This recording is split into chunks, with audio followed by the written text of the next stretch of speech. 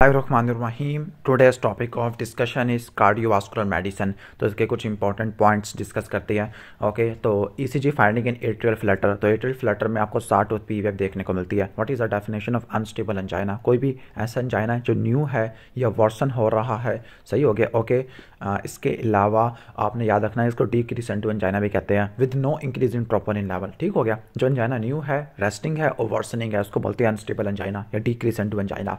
अगर कोई diabetic patient है उसको प्रोटीन यूरिया है तो कौन सी एंटी हाइपरटेंसिव दोगे? एस इनहिबिटर दे दोगे. Beck's triad for cardiac tamponade, raise JVP, decrease blood pressure. इसके अलावा मफल्ड हार्ट साउंड होती है. नेक्स्ट है drugs that slow heart rate. तो beta blocker, calcium channel blocker, digoxin और इमिट्रिकॉन होती है. यही चारों ड्रग हम इस्तेमाल करते हैं एट्रियल फिब्रिलेशन के अंदर. हाइपरकोलेस्ट्रोलीमिया के लिए ड्रग दी है जिसने फ्लशिंग और प्रोराइटिस करवा दी है. This drug is niacin. Next है मरमर के बारे में. हाइपरट्रॉफिक ऑब्स्ट्रक्टिव कार्डियोमायोपैथी के अंदर आपको क्या देखने को मिलता होता है? आपको सिस्टोलिक इजेक्शन सिस्टोलिक मरमर देखने को मिलता होता है along the left lateral sternal border पर. और ये मरमर बढ़ जाता है जब प्री लोड कम हो जाता है. एंड द प्री लोड जब कम होता है जब वाल्सल्वा मैन्यूवर होता है. ठीक हो गया.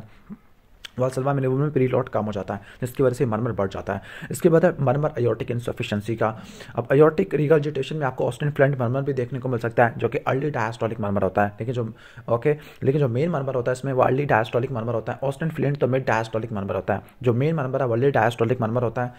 राइट सेकंड इंटरकोस्टल स्पेस में देखने को मिलता है. ठीक हो गया. और ये एक्सपायरेशन पे बढ़ जाता होता है. सही है. और ये बढ़ जाता है जब आफ्टर लोड बढ़ाते हैं. और आफ्टर लोड को कैसे बढ़ाते हैं हम? हैंड ग्रिप मैन्यूवर से. हैंड ग्रिप से आफ्टर लोड बढ़ जाती है. इसके बाद एओर्टिक स्टेनोसिस है. इजेक्शन सिस्टोलिक मरमर होता है. क्रीसेंटो डिक्रीसेंटो मरमर होता है. नेक पे रेडिएट करता है और ये प्री लोड बढ़ाने से बढ़ जाता है. प्री लोड को कैसे बढ़ाओगे आप? स्क्वाट करोगे. यानी स्क्वाट करोगे प्री लोड बढ़ जाएगा. वाल्सल्वा मैन्यूवर करोगे प्री लोड कम हो जाएगा. हैंड ग्रिप करोगे आफ्टर लोड बढ़ जाएगा. क्लियर. मैटर रिगर्जिटेशन है. जो मैटर रिगर्जिटेशन में पैन सिस्टोलिक मरमर होता है जो कि एक्सिला पे रेडिएट करता होता है. और आपने एक बात याद रख लेना कि जो हमारे होते हैं ना, कहने का मतलब है जो अयोर्टिक स्टेनोसिस है यानी जो आपके सिस्टली वाले मरमर होते हैं. ठीक है. सिस्टली वाली मरमर, ये सिस्टली वाली मरमर है. खासतौर पर अयोर्टिक स्टेनोसिस का मरमर है ये प्री लोड से बढ़ जाता होता है. लेकिन जो मैटर रिगर्जिटेशन है ये भी सिस्टली वाला मरमर है लेकिन ये आफ्टर लोड से बढ़ जाता होता है. और आफ्टर लोड को कैसे बढ़ाओगे आप? हैंड ग्रिप रिगर्जिटेशन से बढ़ाओगे. ठीक है. इसके बाद हम नेक्स्ट आगे आ जाते हैं. या इन शॉर्ट आप ये भी कह सकते हो जो स्टेनोसिस वाली मरमर होते हैं ना वो आपके बढ़ जाते होते हैं प्री लोड से. और जो रिगर्जिटेशन वाली मरमर होते हैं वो आफ्टर लोड से बढ़ जाती है. नेक्स्ट है मैटल स्टेनोसिस है. मैटल स्टेनोसिस में मिड डायस्टोलिक मरमर होता है. लो पिच मरमर होता है. और S2 के बाद पहले फौरन ओपनिंग स्नैप आता है फिर आपको में डायस्टोलिक मरमर देखने को मिलता है. एट्रियल फिब्रिलेशन और फ्लटर को कैसे ठीक करोगे? अगर पेशेंट स्टेबल है तो आपने रेट कंट्रोल करना है इमिट्रियन से, बीटा ब्लॉकर से, कैल्शियम चैनल ब्लॉकर से और डाइजॉक्सिन से. और अगर अनस्टेबल है तो कार्डियोवर्टियन करनी होती है. Treatment for ventricular fibrillation. Ventricular fibrillation के लिए आपने इमीडिएटली डिफिब्रिलेशन आपने करनी होती है. क्लियर. इसके बाद ड्रेसलर सिंड्रोम है. ड्रेसलर सिंड्रोम क्या होता है? पोस्ट MI पेरिकार्डाइटिस देखने को मिलता है. ऑटोइम्यून होता है. इसमें फीवर होता है, पेरिकार्डाइटिस होता है, ESR ज़्यादा हो जाता है. 2 से लेकर 4 हफ्तों पे देखने को मिलता होता है. IV ड्रग यूज़र है. JVP बढ़ रही है. और सिस्टोलिक मरमर है.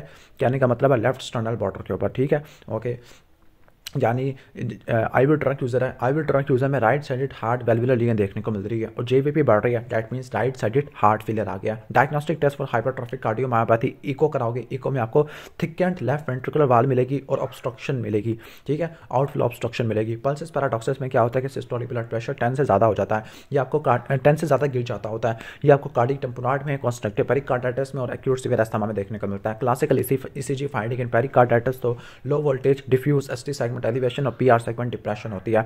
8 surgically correctable causes of hypertension. Renal artery stenosis, coarctation of aorta, pheochromocytoma, Conn syndrome, Cushing syndrome, unilateral renal parenchyma like glomerular nephritis, hyperthyroidism and hyperparathyroidism. Next है pulsatile abdominal mass और bruit है तो abdominal अयोर्टिक aneurysm होता है. और कब repair करते हैं? जब 5.5 से ज़्यादा होता है, रैपिडली इंडार्जिंग होता है, सिम्प्टोमेटिक होता है या रप्चर्ड हो चुका है. Treatment for acute coronary syndrome या MI के लिए सबसे पहले आपने मोनोथेरेपी देनी है. मॉर्फिन, ऑक्सीजन, नाइट्रेट और एस्पिरिन देनी होती है. फिर आप क्या दे सकते होते हैं फिर? ठीक है. फिर आप देखते होते हैं कि स्टेमी एंड स्टेमी है लेकिन बाकी हेपरिन, क्लोपिडोग्रिल भी दे सकते हैं. मेटाबॉलिक सिंड्रोम में क्या होता है? सेंट्रल ओबेसिटी आपको देखने को मिलती होती है. आपको हाइपरटेंशन देखने को मिलती है. आपको टैग का लेवल ज़्यादा होता है, HDL का लेवल कम होता है और ग्लूकोज इंटॉलरेंस होती है, इंसुलिन रेजिस्टेंस देखने को मिलती होती है.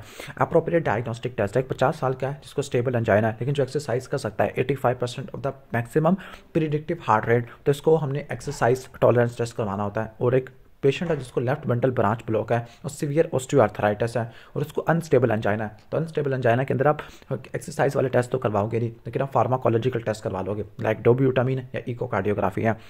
Signs of active ischaemia during stress testing, तो आपको एंजाइना मिलेगा, एसटी सेगमेंट डिप्रेशन आपको देखने को मिल सकता है, या बीपी आपको कम देखने को मिलेगा। ईसीजी फाइंडिंग जो कि एमआई को सजेस्ट करती है, एसटी सेगमेंट एलिवेशन आपको देखने को मिल सकती है। डिप्रेशन का मतलब है इस्कीमिया या एंस्टेमिया। टी वेव की इन्वर्जन होती है और क्यू वेव देखने को मिलती है। इसके बाद है कि जो इंटीरियर वाल होती है वो V1 V2 V3 V4 है, तो उसके लिए एलईडी होती है। इंफीरियर वाल के लिए आपकी पोस्टीरियर डिसेंडिंग आर्टरी होती है, जिसके लिए V1 V2 V3 V4 में एसटी सेगमेंट डिप्रेशन नोट करते हैं। पोस्टीरियर वाल इंफीरियर वाल तो हो गया। पोस्टीरियर वाल के लिए राइट करोनरी आर्टरी मार्जिनल और सेप्टम के लिए एलईडी होती है। अच्छा, यंग पेशेंट है विद एंजाइना अल्ट्रेस्ट है और एसटी सेगमेंट एलिवेशन है, लेकिन नॉर्मल कार्डिक एंजाइम है। नॉर्मल कार्डिक एंजाइम है, डेड में से एमआई नहीं हो सकता। रेस्टिंग पे है और एसटी सेगमेंट एलिवेशन है। एक वाहिद एंजाइना जिसमें एसटी सेगमेंट एलिवेट होता है, वो प्लिंस मीटल होता है। Common symptom associated with silent MI. Silent MI में पेन नहीं होता, बल्कि क्या होगा, पेशेंट में कंजस्टिव हार्ट फेलियर हो जाएगा, शॉक हो जाएगा, अल्टर्ड मेंटल स्टेटस होता है, फटीग होती है, हार्ट बर्न आपको देखने को मिल सकता है। ठीक है, diagnostic test for pulmonary embolism, तो सीटी पल्मोनरी एंजियोग्राफी करानी होती है। प्रोटामिन हेपरिन को न्यूट्रलाइज कर देती है। प्रोथ्रोम्बिन टाइम, ओके, ये वारफरिन से अफेक्टेड होता है। यंग पेशेंट है जिसकी फैमिली में सडन कार्डिक डेथ की हिस्ट्री हो गया, तो ये हाइपरट्रॉफिक ऑब्स्ट्रक्टिव कार्डियोमायोपैथी होता है। एंडोकार्डाइटिस की जो प्रोफाइलैक्सिस देनी होती है, ओरल सर्जरी के लिए आप अमोक्सिलिन देते होते हैं, और जेनिटल यूरिनरी जीआईटी और जेनिटल यूरिनरी के लिए कोई हम कहने का मतलब है प्रोफाइलैक्सिस नहीं देते। विचो ट्राइड में स्टेसिस, हाइपरकोगुलेबिलिटी, एंडोथेलियल डैमेज होता है। Most common cause of hypertension in young women, तो ओसीपी होता है। और यंग मेल्स में आपको एक्सेसिव एथेनॉल कंजप्शन देखने को मिलती है। फिगर ऑफ 3 अपीयरेंस आपको एयोर्टिक कोआक्टेशन ऑफ एयोर्टा में देखने को मिलती है। वाटर बॉटल हार्ट, ये आपको देखने को मिलता होता है पेरिकार्डियल इफ्यूजन के अंदर, ओके, और इसमें आपने पल्सेस पैराडॉक्सिस भी नोट करना है।